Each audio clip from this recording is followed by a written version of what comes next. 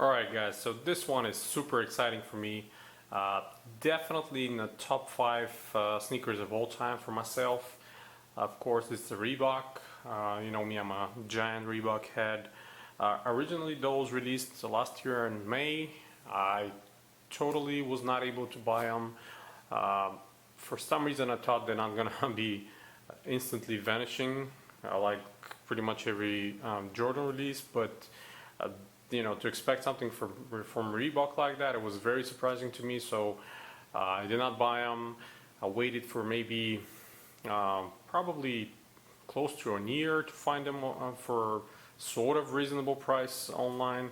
Uh, Definitely not the price I would like to pay, but you know, this is probably the only. I think it's the only sneaker that I paid over retail for, but I just had to have them.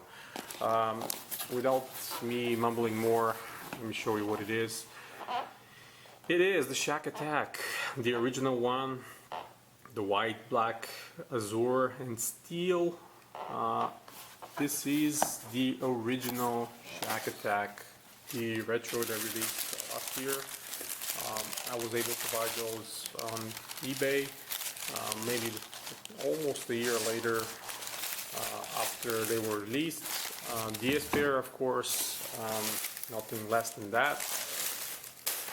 And let me talk to you about this sneaker.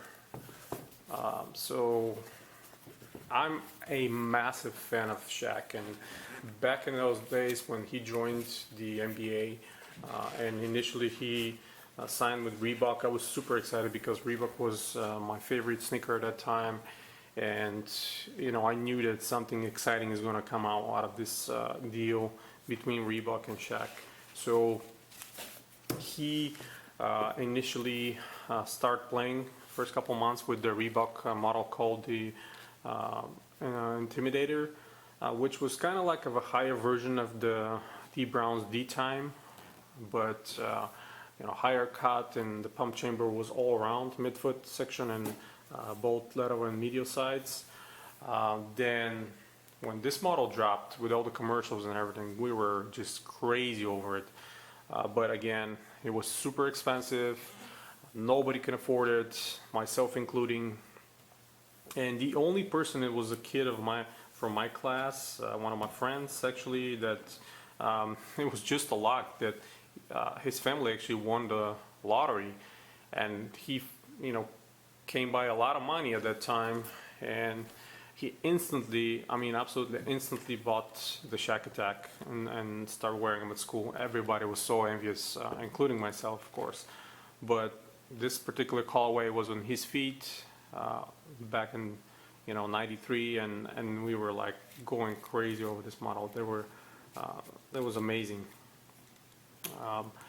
And just one fun fact that I would like to mention is when this model was created, they did not implement Hexalite in the heel, which was super odd decision for me, and I'm still baffled today over this decision because you know, usually Reebok's top models incorporated all the technologies they had at the moment, you know, pump, Graphite of course, and Hexalite, but this particular model did not have it. So we were like, why did Reebok did that? And still today, I'm not sure.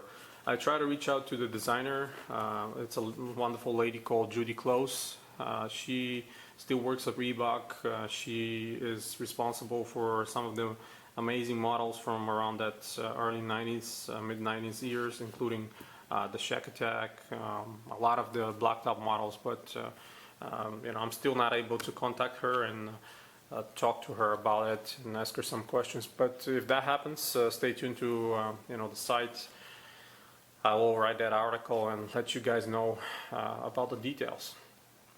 So this model was created with a thought that it's going to be good looking and futuristic even in the, you know, in the later years, and I think they achieved that perfectly.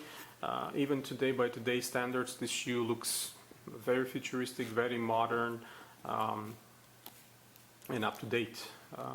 Definitely an amazing shoe. I mean, sometimes I get, you know, out of breath and out of words talking about this exciting shoe that I'm in, loving so much for so many years. I've never thought that Reebok will sign Shaq back and bring all those models. For years and years, I was thinking we'll never see retros from those amazing shoes that Shaq had in the 90s. But never say never. They were able to pull it off, and we finally got that model. Materials wise, this is probably one of the highest quality shoes made in the last maybe 5 to 10 years. All of the people that have that model and the other colorways as well, they share the same quality. They're completely made out of thick full grain leather, just like they were made back in the 90s. Nubuck overlays and this synthetic shiny azure material around the heel and the tongue. Absolutely amazing with the Rio Shaq logo on the heel. Of course, the writing inside. Let me see if I can show it here easier. The other one has the size sticker that I really hate. It says Reebok, old man, count on you, but none too much. This is a line that Shaq really liked from a book. I think it's, don't quote me on that, but I forgot what it was, but it's either Shakespeare or, no, forget it. I don't want to, give you false information. I'm not completely sure which one was it. I knew it in the past, but I just, don't remember. I haven't opened those in a while. They're DS in the box. They will still stay DS probably forever until Reebok decides to drop another one. We know that these were super limited. For whatever reason, Reebok decided to limit them, and they were snatched with such a big quickness, with such a quickness that a lot of people, including myself, were not able to buy them on the release date. We were promised restocks later on the summer. That never happened. As we know now, a year and almost a half later, it's still no word for that. And if I have to throw a prediction, that's not going to happen anytime at all. Probably sometime in the future, Reebok will come around again and release another retro from these. Hopefully, if they do, I will definitely buy another pair or two more probably, and stop wear one of them. But I have only one from these, and I'm not planning to wear them anytime soon. I want them to stay in this pristine condition, just like I remember back in the day sitting in the store for a huge amount of money that my mind was not even able to comprehend how I'm going to be able to buy this kind of shoe. But yeah, I was able to at least see them in details when my friend bought them. And as you know, back in the day, the sizing label was not here on the site. It was actually underneath, stitched here underneath the Shaq. They were all made in Korea back in the day. The release valve on the pump was very pronounced right here, and later on when they created the sort of a V2 of the Shaq Attaq 1, there was Insta-Pump. So those later versions are very nice as well. The black and azure version of this Insta-Pump was also very nice. As we know now, Reebok don't have Insta-Pump anymore, but nevertheless, I think they're amazing execution, very close to the original one. I absolutely love them. I think maybe in the top 3 pickups for last year easily, but in my top 5 all-time favorite shoes by any brand. Pumps, of course, work on both of the kicks. Such a classic shoe.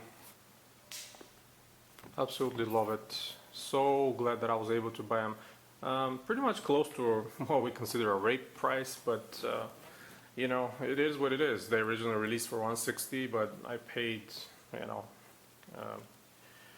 another $80 on top of that. So probably the most expensive shoe I've ever bought. All my other ones I try to get on deals, and you know, better discounts, but this one I could not. But like I said before, I don't feel sorry about it. I really like it. It's an amazing classic shoe. I really hope Reebok will bring them back sometimes in the next few years, so we can get more pairs and, you know, have them in everybody's collection. That shoe probably should be in every considered sneaker enthusiast collection. Top classic shoe. Amazing execution, super comfortable, great materials. You open the box and the shoe smells like it smelled back in the 92, 93. I mean, 20 some years ago, and they managed to preserve the smell with using these genuine materials. So, you know, I definitely salute Reebok for making this shoe again, for making it happen. You know, whoever made that possible and managed to bring Shaq back on board deserves a huge credit, and whoever stepped in to bring that classic model into production and release it to us. You know, I'm still a little bit salty about the limited amount of those released, but it is what it is. You know, you can't be mad about this, and beggars can be choosers. So again, I can talk about this all day long, but we'll have to cut it now. And yeah, it's an amazing shoe. Thank you guys for your support. Thank you for staying with me for those 12 minutes of this video. Stay tuned to Collective Kicks for more sneaker news, reviews, and history articles. And until next time, guys, you have a wonderful day.